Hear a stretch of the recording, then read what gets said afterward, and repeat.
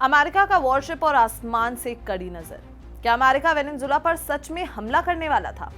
और क्या दुनिया की सबसे बड़ी महाशक्ति एक छोटे से देश के राष्ट्रपति को 55 मिलियन डॉलर्स लगभग 435 करोड़ का इनाम देकर भी नहीं पकड़ पाई? इस असंभव यानी कि इम्पॉसिबल तकरार के पीछे का राज क्या है? नमस्कार दोस्तों, आप देख रहे हैं जागरण जोश और मैं हूं आपके साथ सिमरन राजपाल। अमेरिका और वेनेजुला के बीच के रिश्ते लंबे समय से तनावपूर्ण यानी कि टेंस्ड बने हुए हैं। हाल ही में प्रेसिडेंट डोनाल्ड ट्रंप ने वेनेजुला के नेता निकोलस मदुरो पर दबाव बढ़ाने में कोई कसर नहीं छोड़ी। ट्रंप प्रशासन ने मदुरो पर ड्रग्स तस्करी के गंभीर आरोप लगाते हुए उन्हें पकड़ने वाली जानकारी पर दिए जाने वाले इनाम को दुगना यानी कि डबल कर दिया है। मदुरो पर यह दबाव अब 435 करोड़ रुपए अप्रोक्सीमेटली 55 मिलियन डॉलर्स के इनाम के रूप में जरूरत से ज्यादा बढ़ चुका है। यूएस नेवी के वॉरशिप भी वेनेजुला के कैरेबियन तट के स्ट्राइकिंग डिस्टेंस में है। यहां तक कि ट्रंप ने वेनेजुएलन एयर स्पेस को बंद करने की अपील की है, जिसे वेनेजुला के औपवेशिक धमकी यानी कि कॉलोनियल थ्रेट बता रहा है।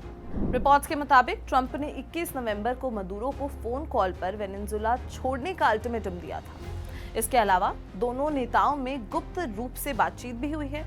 ये सब चेतावनियां दिखाती हैं कि दोनों देशों के बीच राजनीतिक और व्यक्तिगत तनाव किस हद तक बढ़ चुका है। निकोलस मदुरो की शुरुआत वेनेजुला के लेफ्ट विंग राष्ट्रपति हुगो चवेज के नेतृत्व में United socialist party of Venezuela यानी कि PSUV से हुई थी। मदुरो, जो पहले से एक बस ड्राइवर और यूनियन नेता थे, उन्होंने 2013 में चावेज की मृत्यु के बाद राष्ट्रपति पद संभाला था। पिछले 26 सालों से चावेज और मदुरो की पार्टी PSUV ने वेनेजुला के मुख्य संस्थानों यानी कि की इंस्टीट्यूशंस पर नियंत्रण बना रखा है। इसमें नेशनल असेंबली, जुडिशरी और इलेक्टोरल काउंसिल शामिल है। 2024 में इलेक्टोरल काउंसिल ने मदुरो को राष्ट्रपति चुनाव का विजेता घोषित किया था। भले ही विपक्ष यानी कि ऑपोजिशन द्वारा जमा किए गए वोट टैलीज के अनुसार उनके कैंडिडेट एडमुंडो गोंजालेस की बड़ी जीत हुई थी। अमेरिका समेत कई देशों ने इस चुनाव को अवैध यानी कि इलेजिटिमेट घोषित किया था। मदुरो ने मिलिट्री, पुलिस और लेजिस्लेचर पर पूरी तरीके से नियंत्रण बना रखा है। इसकी वजह से गोंजालेस को गिरफ्तारी के डर से विदेश यानी कि एक्सिल में भागना पड़ा। मदुरो ने खुद कहा था कि वो बाय हुक और बाय क्रूक लेकिन जीतेंगे। ट्रंप ने अपने दूसरे कार्यकाल में इमिग्रेशन को रोकने को प्राथमिकता दी है। ट्रंप का सीधा आरोप है कि मदुरो वेनेजुला से बड़ी संख्या में माइग्रेंट्स को यूएस भेज रहे हैं।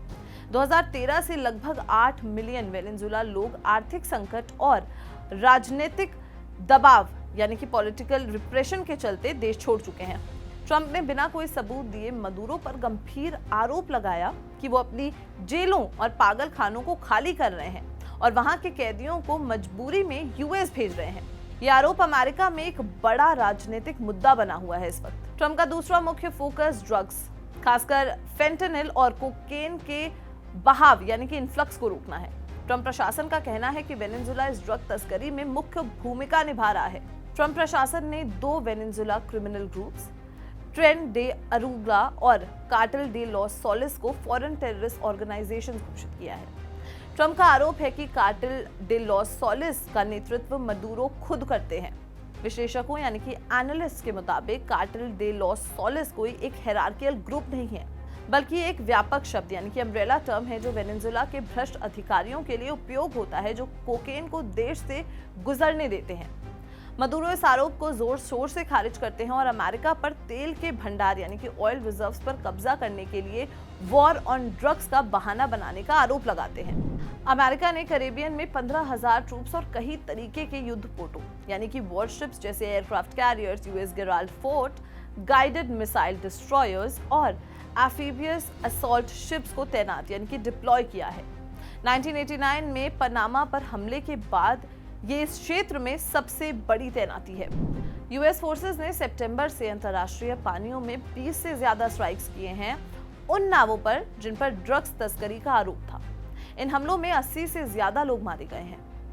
ट्रंप प्रशासन का तर्क है कि ये नार्को टेररिस्ट अमेरिका के खिलाफ इर्रेगुलर वॉरफेयर कर रहे हैं, लेकिन कानूनी विश्लेषज्ञों यानी कि लीगल एक्सपर्ट्स ने इन स्ट्राइक्स की लीगैलिटी पर सवाल उठाए हैं। उनका कहना है कि नार्को टेररिस्ट की घोषणा से ये लोग लॉफुल मिलिट्री टारगेट्स नहीं बन जाते। इंटरनेशनल क्रिमिनल कोर्ट के पूर्व मुख्य अभियोजक यानी कि फॉर्मर चीफ प्रोसिक्यूटर ने बीबीसी को बताया कि ये सैनिक अभियान यानी कि मिलिट्री कैंपेन शांति काल में आम नागरिकों पर सुनियोजित हमला यानी कि planned systematic attack against civilians during peace time की कैटेगरी में आता है।